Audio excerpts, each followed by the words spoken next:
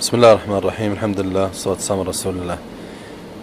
لا زلنا في التلاعب مع الأسواق العامة والأسواق التجارية، ومن ضمن التلاعب الذي حصل لي بالنسبة لي شخصيا مع أسواق بندة أو هيبر بندة مخرج 15 المجاورة لإيكيا، مسوين عرض على الزيتون الأخضر كما هو مبين الآن على أنها ب10 ريال وثلاث حبات ب10 ريال.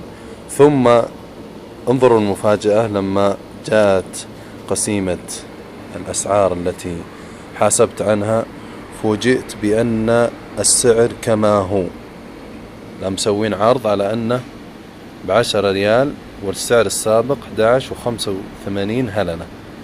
لما جاءت المحاسبة واطلعت على كشف الحسابات التي اشتريتها،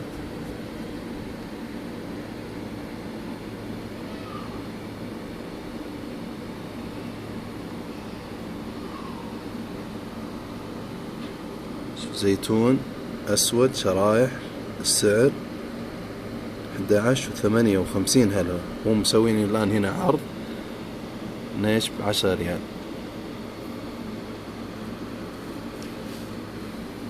حتى يتأكد الناس أن هذه الآن الشريحة موجودة أسواق بندة. هذا الآن جميع المقابل اللي قضيتها هيبر بندة.